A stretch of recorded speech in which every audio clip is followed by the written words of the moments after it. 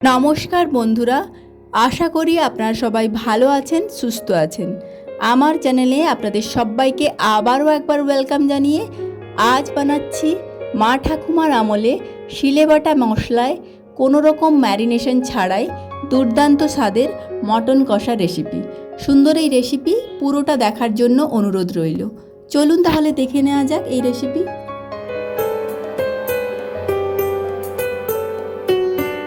পুরনো দিনের মটন কষা রেসিপি বানানোর জন্য প্রথম আমরা একটা গরম মশলা রেডি করে নেব। এর জন্য নিয়ে নিয়েছি এলাচ, লবঙ্গ, দারচিনি, শুকনো লঙ্কা, গোলমরিচ, জিরে আর ধনে, সঙ্গে দিয়েছি অল্প কিছুটা নুন। এরপর প্যানের মধ্যে কিছুক্ষণ ফ্রাই করে ঠান্ডা হলে শিলনোড়াতে আমরা বেটে নেব। দেখুন, পুরনো দিনে মা ঠাকুমার কাছে কোনো রকম মিট মশলা থাকতো না, তাই তারা এই সমস্ত জিনিসগুলো গুঁড়িয়ে রান্না করত, তাতে স্বাদ হতো কিন্তু দ্বিগুণ। চলুন আমরা এরপর বেটে নিচ্ছি আদা কুচি,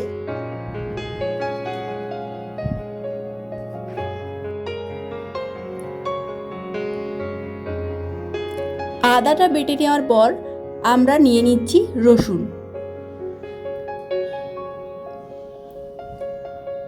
রসুনটাও আমরা একইভাবে বেটে নেব।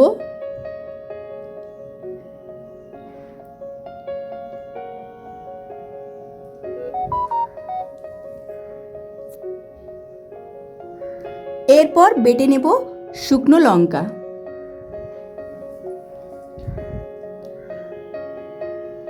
এরপর গ্যাসের মধ্যে একটা কড়াই বসিয়ে তার মধ্যে 4 টেবিল স্পুন তেল অ্যাড করলাম। এতে প্রথমেই দিয়ে দিলাম কাঁচা লঙ্কা, এরপর দিয়ে দিচ্ছি 4টে কুচি করে রাখা পেঁয়াজ। পেঁয়াজগুলো নাড়িয়ে চাড়িয়ে গোল্ডেন ব্রাউন করে নেব। দেখুন, এরপর এর মধ্যে অ্যাড করব রসুনের পেস্ট। এখানে আমি 2 চামচ রসুন দিয়েছি। রসুনের গন্ধ যাওয়া পর্যন্ত অপেক্ষা করব। এরপর বেটে রাখা লাল লঙ্কাটা আমি দিয়ে দিচ্ছি। দেখুন,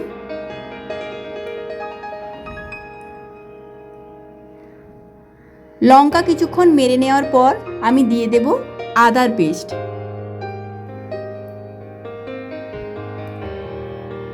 আদাটাও ভালো করে আমরা কষিয়ে নেব। দেখুন,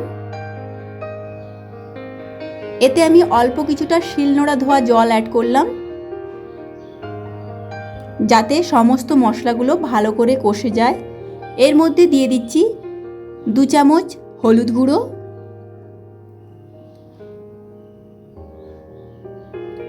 আবারও একটু আমি শিল ধোয়া জলটা দিয়ে দেব। এরপর মিডিয়াম ফ্লেমে ভালো করে নাড়িয়ে চাড়িয়ে আমি সমস্ত মশলাগুলো কষিয়ে নেব। খানিক বাদে আমি অ্যাড করলাম একটা বড় সাইজের টমেটো আর দিয়ে দিচ্ছি নুন, যাতে টমেটোটা তাড়াতাড়ি সেদ্ধ হয়ে যায়। টমেটো গলে যাওয়ার পর আমরা এর মধ্যে অ্যাড করব আগের থেকে নুন, হলুদ আর গরম জল দিয়ে ধুয়ে রাখা মাংসটা। দেখুন, কোনো রকম ম্যারিনেট করা নেই, কিন্তু শুধুমাত্র গরম জল, নুন আর হলুদ দিয়ে আমি এই মাংসটা ধুয়ে রেখেছি। এরপর মাংসটা ভালো করে মশলার সঙ্গে মিশিয়ে নেব। ঢাকনা লাগিয়ে 5 মিনিটের জন্য কুকড হতে দেব। 5 মিনিট পর ঢাকনা খুলে দেখাচ্ছি কতটা জল ছেড়ে এসেছে। দেখুন, এরপর আবারও কিছুক্ষণ নাড়িয়ে চাড়িয়ে আমরা এর মধ্যে অ্যাড করব স্বাদ মতো নুন। এরপর দিয়ে দিচ্ছি আগের থেকে রেডি করে রাখা গরম মশলাটা। এই গরম মশলার স্বাদ কিন্তু দোকানের গরম মশলার থেকে দ্বিগুণ হয়।